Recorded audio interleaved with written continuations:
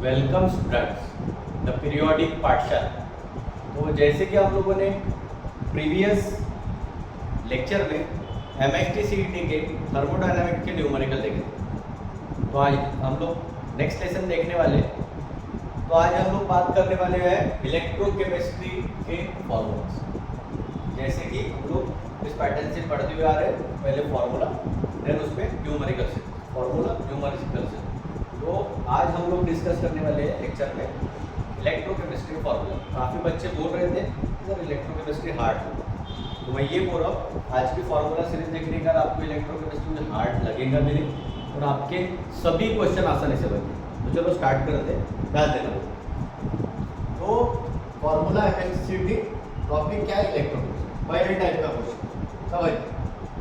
पहला फॉर्मूला है उल्टा V होता है 1000 की अपॉन सी। बुक में इसे लैम्बडा बोला है, लेकिन आप लोग पढ़ते हैं लैम्बडा मत पढ़ना। लैम्बडा को ऐसे दिखाते हैं जैसे आप लोग फिजिक्स में पढ़ते हो, लैम्बडा मतलब ऐसे दिखाते हैं। तो इसको मेरे पढ़ने का तरीका ऐसा भी निकालते हैं, उल्टा लिखा। उल्टा V क्या लिखा है? 1000 की अपॉन सी। उल्टा V मतलब क्या होता है? देखो लिखा है मोलर कंडक्टिविटी। मतलब ध्यान रखना, अगर आपके सामने न्यूमेरिकल आता है मोलर कंडक्टिविटी या कंडक्टिविटी के रिगार्डिंग, तो ध्यान रखना वहाँ पे कौन सा फॉर्मूला लगाना। तो पहले टाइप का फॉर्मूला है, ध्यान रखना क्या फॉर्मूला लिखा है? उल्टा V क्या लिखा है? 1000 K upon C. That is उल्टा V मतलब क्या होता है? मोलर कंडक्टिविटी बोलते हैं। K मतलब क्या बोलते हैं? कंडक्टिविटी बोलते हैं। और C मतलब क्या होता है? कांस्टेंट। तो जब भी आपको मोलर कंडक्टिविटी और कंडक्टिविटी के रिगार्डिंग न्यूमेरिकल आता है, बराबर दिमाग में रखना कि ऐसा कोई फॉर्मूला सर ने पढ़ाएगा तो बिल्कुल पढ़े हो आप स्टेट बोर्ड में।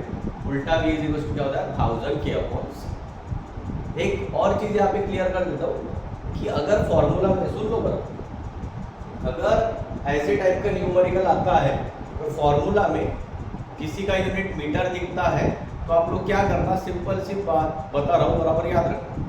अगर इस टाइप का फॉर्मूला आता है, इस टाइप का न्यूमेरिकल आता है मोलर कंडक्टिविटी और कंडक्टिविटी के बीच में, तो याद रखना मेरी एक बात कि अगर कोई वैल्यू का यूनिट अगर मीटर रहता है तो वहां से 1000 हटा देना। 1000 हटा दोगे तो फॉर्मूला क्या बचेगा? K अपॉन सी। ये कब करना है? जब किसी का यूनिट मीटर दिखता है।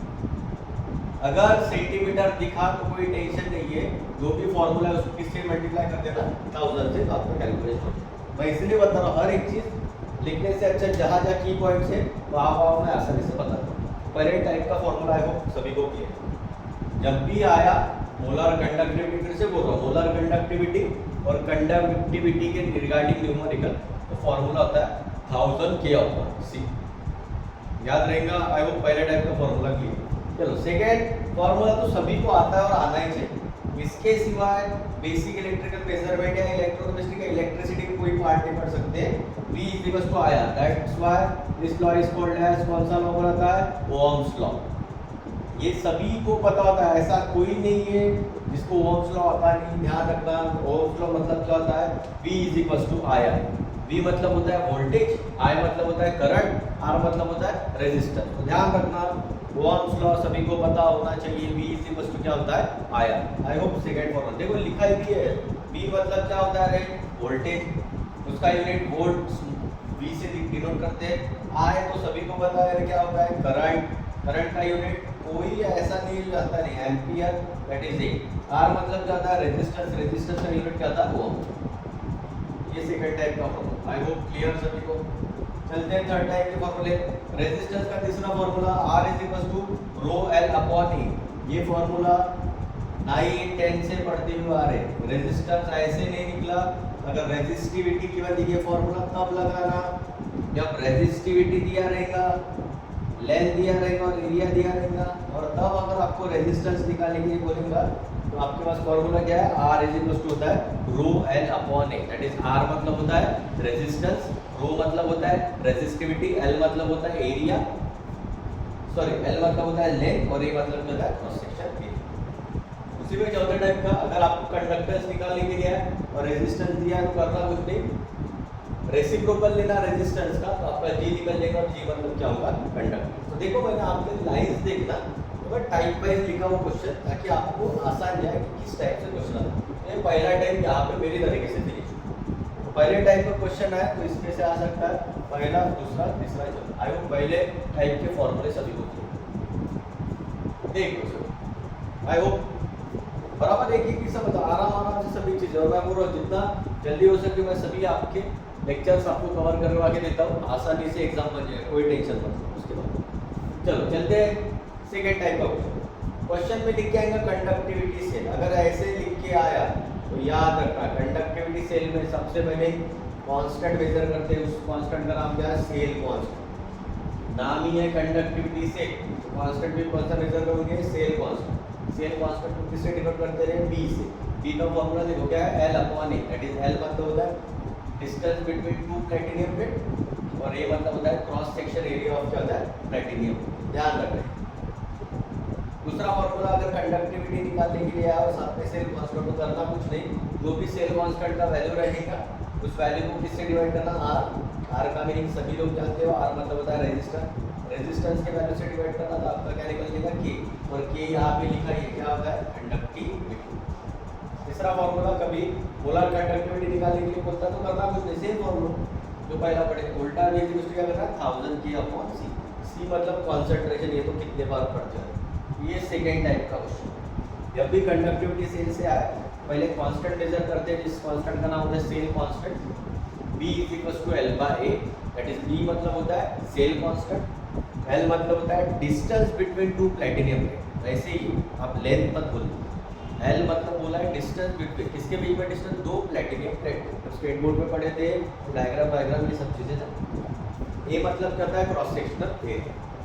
दूसरा फॉर्मूला आपको पता है K = B/R। अगर कंडक्टिविटी निकालने के लिए सेल कांस्टेंट के लिए तो B/R करते हैं। बोला कंडक्टिविटी आपको उल्टा V क्या होता है? 1000 K/C। I hope second type का क्वेश्चन क्लियर है सभी। ठीक है, this is the first type and this is the second type. I hope कोई कंफ्यूजन, कोई डाउट? बराबर, काफी सिंपल तरीके से भी चीज आपको करवा के दे, कोई टेंशन लेना नहीं। थर्ड टाइप का क्वेश्चन कोहल-राउश या कोलार्स लॉ भी बोलते होंगे, उस पे 3 केसेस है, ध्यान रखना। देखो केस वाइज लिखें। पहला केस नॉर्मल, आपको कोई कंपाउंड दिया रहेगा। पहले तो जनरल फॉर्मूला समझ लो कोहल-राउश लॉ का। फॉर्मूला होता है कोलार्स लॉ का, वो होता है उल्टा B0 = N positive into λ0 positive plus N negative into क्या होता है? λ0 नेगेटिव। सभी का एप्लीकेशन लिखा है। उल्टा V0 मतलब होता है total molar conductivity at infinite dimension.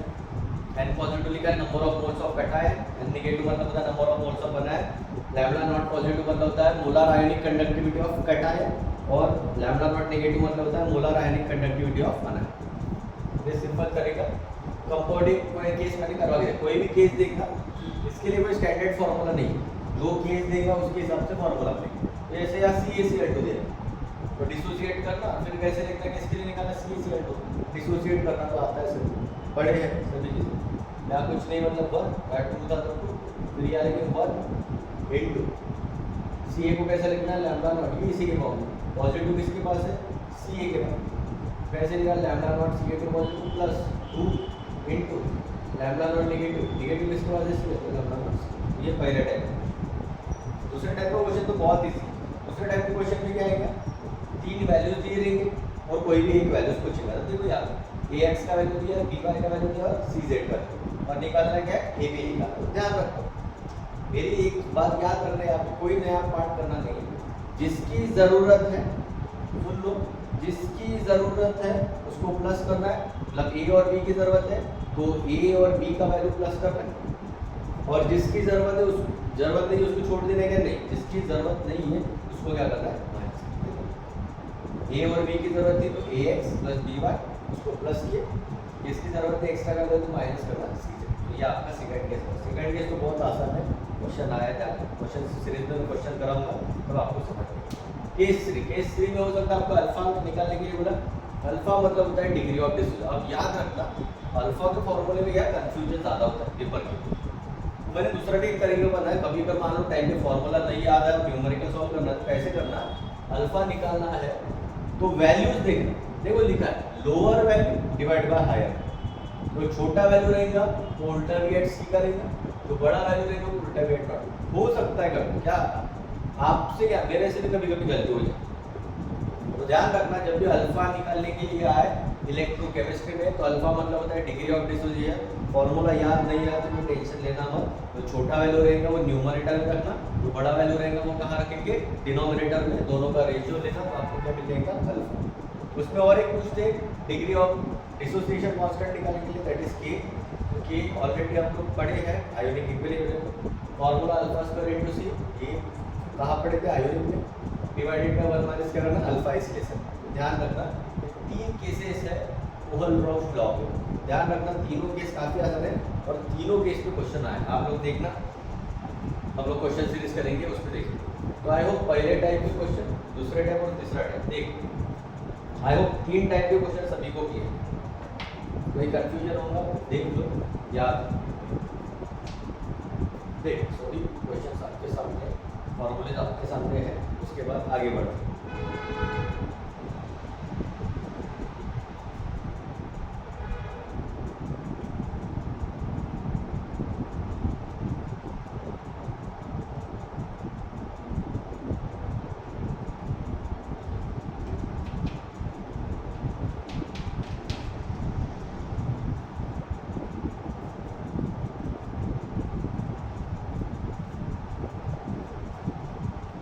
पहले 3 टाइप के क्वेश्चन सभी को किए, चलते 4th टाइप में। 4th टाइप में भी क्वेश्चन आना ही है, इलेक्ट्रोलाइसिस।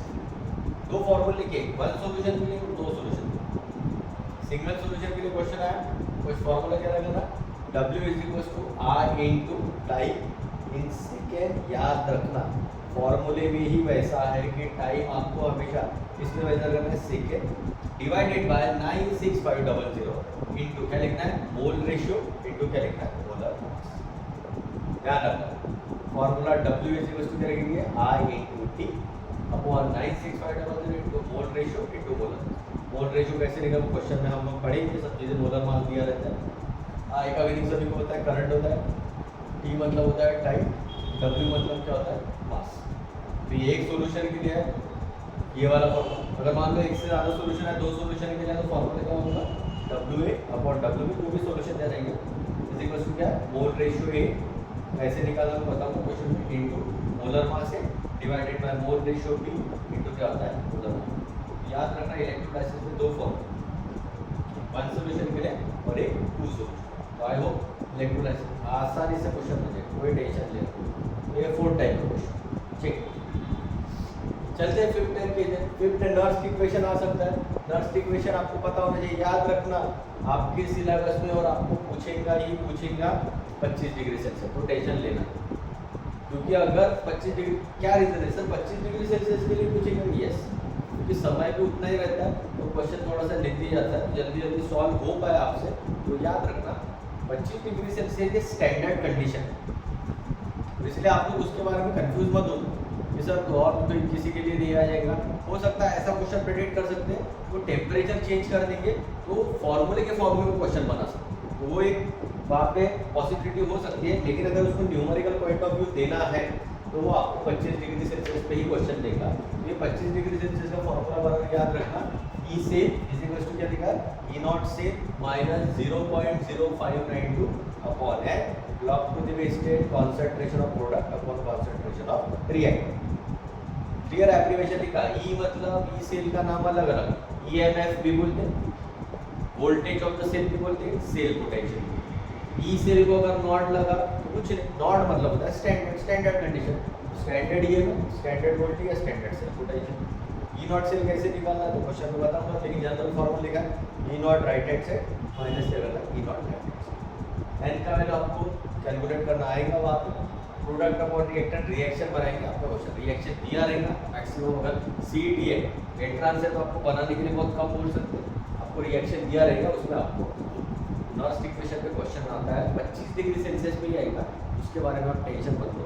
फॉर्मूला क्या होता है, E cell is equal to E naught cell minus 0.0592 upon a log to the wasted concentration of product upon concentration of reactant. ये नॉर्थ इक्वेशन पे इस टाइप का, आई होप सभी को क्लियर। चलो एक आखिरी टाइप का फॉर्मूला बचा है, ध्यान रखना दोनों फॉर्मूले गिव्स एनर्जी में। तो गिब्स एनर्जी और सेल स्टैंडर्ड सेल पोटेंशियल के लिए आया क्वेश्चन ऐसे फॉर्मूला क्या क्या लगाओगे, delta G naught is equal to क्या minus n F E naught से। आपको डेल्टा जी नॉट निकालने के लिए बोल सकते हो तो एन का वैल्यू तो क्वेश्चन में रिएक्शन से निकाल सकते हैं आप। एफ का वैल्यू स्टैंडर्ड होता है फैराडे मतलब 96500 कूलम होता है, और ई नॉट सेल तो आप लोग निकाल सकते हैं, कैसे निकालते हैं फॉर्मूला लिखा है E naught right hand side minus का होता है E naught left hand, formula है गिब्स एनर्जी। तो ध्यान रखना कंफ्यूज मत होना, गिब्स एनर्जी आप लोग थर्मोडायनामिक्स में पढ़ी, इसके प्रीवियस लेक्चर में आप लोगों ने देखे गिब्स एनर्जी फॉर्मूला सीरीज में गिब्स एनर्जी आप थर्मोडायनामिक्स में भी पढ़े हो, ध्यान रखना। और गिब्स एनर्जी आपको फिर से देते हैं किसमें, इलेक्ट्रोकेमिस्ट्री। तो ध्यान रखना इलेक्ट्रोकेमिस्ट्री क्वेश्चन है, कंफ्यूज मत होना सर ऐसा कहाँ पढ़े, बिल्कुल formula delta G naught is equal to minus n F naught. और आखिरी टाइप का क्वेश्चन स्टैंडर्ड सेल पोटेंशियल और इक्विलिब्रियम कांस्टेंट के लिए ये 25 डिग्री सेल्सियस के लिए फॉर्मूला याद रखना। ई सेल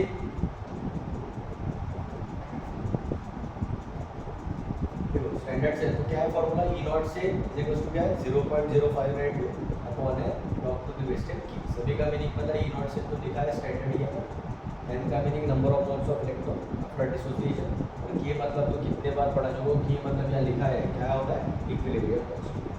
तो ऐसे टाइप्स के आपके सामने क्वेश्चन आएंगे इलेक्ट्रोकेमिस्ट्री, इस फॉर्मूला सीरीज के बाहर कोई क्वेश्चन नहीं, आप उसके बारे में नहीं सकते। तो आप देख लो एक बार, आई होप सभी टाइप के क्वेश्चन, सभी किस टाइप के क्वेश्चन आते हैं, क्या क्या फॉर्मूले वो सभी मैंने ये लेक्चर में डिस्कस किया। आई होप एक बार आप चेक कर लीजिए और सभी लोग स्क्रीनशॉट ले लो। वैसे भी यूट्यूब पे वीडियो अवेलेबल रहेंगे, लेकिन आप लोग पढ़ रहे हो स्क्रीनशॉट ले लो। आई होप सभी को आज का लेक्चर क्लियर है। मैं बोला हूँ आपके सभी फॉर्मूले सीरीज क्वेश्चन से मैं करवा के ये पीरियोडिक पाठशाला का आपसे वादा है, उसके बारे में कोई टेंस कोई भी परेशान लेना होगा, कोई भी डाउट आता है मैं तो हमेशा रेडी हूँ उसी के लिए। आप कभी भी डाउट भेजो, उसमें कोई ये नहीं है। अगर आप व्हाट्सएप नंबर भी आप सभी को बता चुका हूँ 9021426950, उस पर आप अपने डाउट भेज सकते हो कभी भी अगर डाउट आता है। प्रैक्टिस के बारे में बोला हूँ, सभी क्या है वो प्रैक्टिस चल रही है, मैं ऐसा कंसिडर कर रहा हूँ, मैं हर लेक्चर में बोलते रहता हूँ। एग्जाम साइट करके एक साइट है, उस पर चले जाना, उस पर इलेक्ट्रिसिटी के सभी क्वेश्चन में जाएंगे, कहीं इधर उधर भागने की ज़रूरत नहीं पड़ेगी। तो आई होप आज का फॉर्मूला सीरीज इलेक्ट्रोकेमिस्ट्री का सभी को क्लियर है। अगर मेरी वीडियो सभी को पसंद आ रहे तो मेरे यूट्यूब चैनल को सब्सक्राइब कीजिएगा, the periodic Pathshala, and press the bell icon for further notification. Thanks a lot, thank you.